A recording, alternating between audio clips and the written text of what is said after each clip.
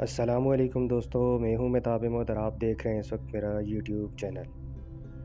दोस्तों, क्या आप जानते हैं पाकिस्तान ही की तरह गुज़िश्ता कुछ दिनों में हालात इसराइल में भी देखे गए हैं। जी हाँ दोस्तों, मैं सियासी और अदालती बुहरान की बात कर रहा हूँ। दोस्तों, इसराइल में चूँकि आइन नहीं है तो इसलिए इसे बुहरान को आइनी बुहरान तो नहीं कहा जा सकता। प्यारे दोस्तों, ये बात आपके लिए हैरानकुन होगी कि इसराइल जैसी रियासत आइन के बगैर कैसे अभी तक न सिर्फ कायम है बल्कि दुनियाए अर्ज़ पर शायद अमेरिका से भी ज़्यादा असर रसूख रखती है।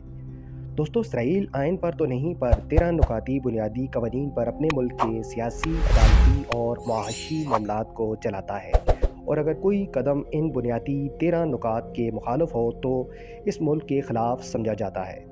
दोस्तों, इसराइल में इस बुरहान की वजह से करीबन 6 लाख लोग सड़कों पर निकले और ये तकरीबन कुल आबादी का 7% हिस्सा हैं। दोस्तों, यकीनन ये बात आपको मज़ीद बरता हैरत में डाल देगी। इन अफराद में शामिल इसराइल की आर्मी, डॉक्टर्स, टीचर्स, हत्ता के हर सरकारी और गैर सरकारी शोबाए ज़िंदगी से लोग शामिल थे।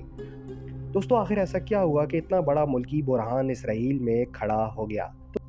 तो दोस्तों, ये बुरहान मौजूदा इसराइली सदर नेतन्याहू की इस कानूनी तब्दीली की वजह से सामने आया जब उन्होंने अपनी इत्तेहादी जमातों के साथ मिलकर इस कानून पर अमल दरामद करवाने की कोशिश शुरू की कि इसराइल की सुप्रीम कोर्ट के जजेस की तकर्री आइंदा से इनकी पार्लियामेंट करेगी।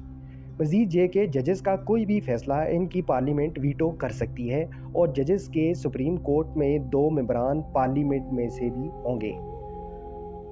दोस्तों, इसराइल में पाकिस्तान की तरह 2 ईवान नहीं हैं, यानी ईवान बाला और ईवान ज़री, बल्कि यहाँ इनकी सिर्फ एक ही असम्बली या पार्लियामेंट है जो 120 मेंबरान पर मुश्तमिल होती है, और जो पार्टी 61 मेंबरान की तादाद हासिल कर ले या इत्तेहादियों के साथ मिलकर 61 की तादाद कायम कर ले वो हुकूमत बना लेती है।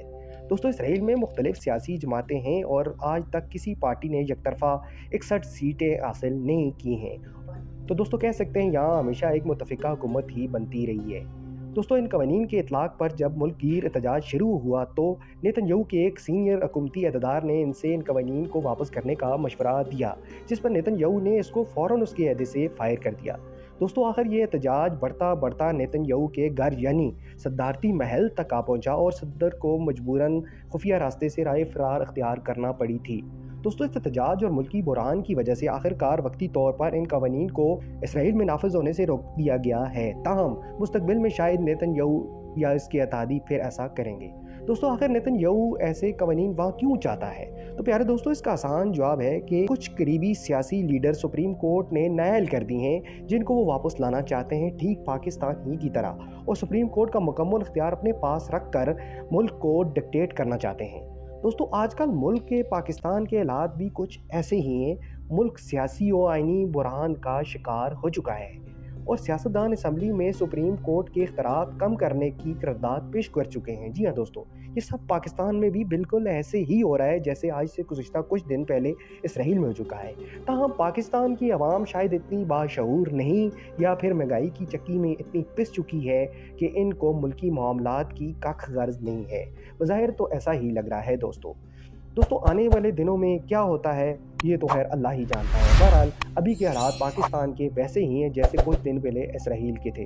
तो दोस्तों, ये थी मेरी आज की वीडियो। उम्मीद है मेरी ये वीडियो भी आपको पसंद आई होगी। अगर मेरी वीडियो आपको पसंद आई है तो वीडियो को लाइक करें, वीडियो को ज़्यादा से ज़्यादा शेयर करें, मेरे चैनल को सब्सक्राइब करें और मुझे नेक्स्ट वीडियो तक के लिए दीजिए इजाज़त। अल्लाह हाफिज़।